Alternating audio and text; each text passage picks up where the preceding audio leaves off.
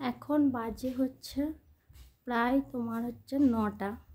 তো আমার ভাত বসানো অর্ধেক ভাত হয়ে গেছে, কেননা আজকে বড়মশাই যাবে হচ্ছে একটু বাইরে, তো তাড়াতাড়ি খেয়ে যাবে। তো চলো আজকে বিছানা তোলার আগে রান্না বসিয়ে দিছি। কী এরকম করে বলো তো? তো আজকে আমি করেছি। তো আজকে বাড়ির ভেতরের কিছু কাজই সারা হয়নি। দেখো সোনা হচ্ছে গিয়েছিল গিটার ভর্তি হতে, গিটার শেখার জন্য।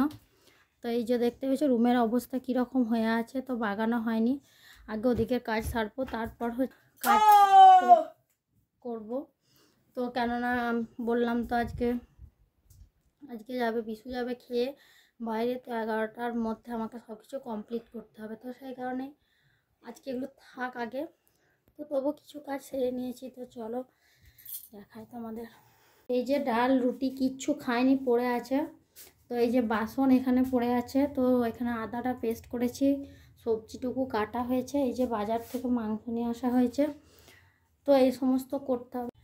আর এদিকে চলো দেখাচ্ছি কি অবস্থা। দেখো এই যে জামা কাপড় ভেজানো আছে, ওরা গাছটা টেনেছে, তো সব কিছু পড়ে গেছে লন্ডভন্ড হয়ে, কিছু করার নেই। তো এগুলো পরে বাগাবো। এখন আগে আমাকে রান্নাটা কমপ্লিট করতে হবে, নাহলেও খেয়ে যেতে পারবে না।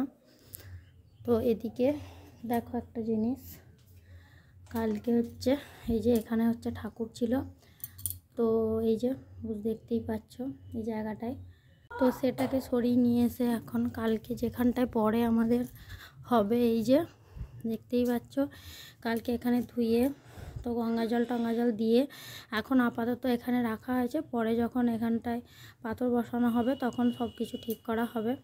তো তোমাদেরকে একদিন দেখাবো, মানে আধ কমপ্লিট বাড়িটা,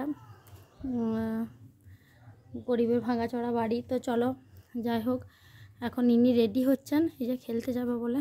তো আমি কাজগুলো চটপট সেরে নিই। সিম গাছ তুলে খাই দিলি পুরো। সোনা গাড়িটা একটু জল দিয়ে দে বেটা, কালকে বাবা এখানে রেখে গেছে। হ্যাঁ একটু দিয়ে দে নিয়ে, আজকে ধূপ জল দেওয়া হয়নি তো সকালে, আমি কখন চান করবো তখন হবে। দিয়ে দে বেটা একবার। তো চলো আমি তাহলে কাজগুলো কমপ্লিট করে নিই তাড়াতাড়ি একটু। তো দেখো জামা কাপড় কাচা, রান্না মোটামুটি সবই কমপ্লিট, এমনকি বাসন ধোয়া বাসন পরিষ্কার করাও কমপ্লিট। তো চলো রান্নাঘরের মোটামুটি গুছানো হয়ে গেছে, তোমাদেরকে দেখাচ্ছি। দেখো তো চলো এবার স্নানটা করতে হবে, রোদ উঠেছে প্রচণ্ড, এখানটা একটু নোংরা হয়ে আছে, তো এখানটা আগে পরিষ্কার করে নিই। তো তারপরে এদিকে দেখো এত রোদ এসে গেছে, বেটু ফুলগুলো তুলে রেখেছিল কিন্তু রোদ পেয়ে গেছে। তো স্নান টান করে পুজো দেবো। তো দেখো এবার খাওয়া দাওয়া হয়ে গেছে, সব কিছু কাজ কমপ্লিট মোটামুটি। এখন বাজে প্রায় 8:30। তো এতক্ষণে সব কিছু হলো। তো এবার একটু ভাবছি রেস্ট নেবো। সোনা তাড়াতাড়ি খেয়ে না দিয়ে শুয়ে পড়ো। এখন দেখো অনেকটাই সন্ধে, মানে রাত প্রায় 8টা পৌনে 8টা বাজে, এখনও আবার এখন মানে এই দিকটা বাগিয়ে উঠতে পারিনি। আমি যেটুকু পেরেছি ওটুকুই করেছি, আজকে শরীরটা ভালো লাগছিল না।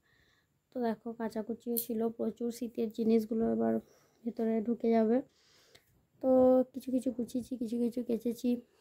আর এই যে পড়তে বসেছেন, মুখটা দেখো, শরীরটা খারাপ বলে মুখটার অবস্থা এরকম হয়ে গেছে বল। এদিকে দেখো আলমারির অবস্থা কীরকম হয়ে আছে, উল্টো পাল্টা তেপাল্টা। তো পক্সের পর থেকে এরকমটা হয়ে আছে, গুছোতে পারিনি, একদম ভালো লাগছে না কিছুতে। আর এদিকে দেখো মাংসটা হচ্ছে, তো প্রায় হয়েই এসছে।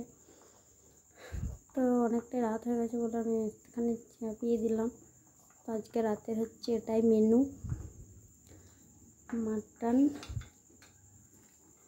আর ভাত, আর কিছু না। তো চলো আজকের মতো টাটা, সবাই খুব ভালো থেকো।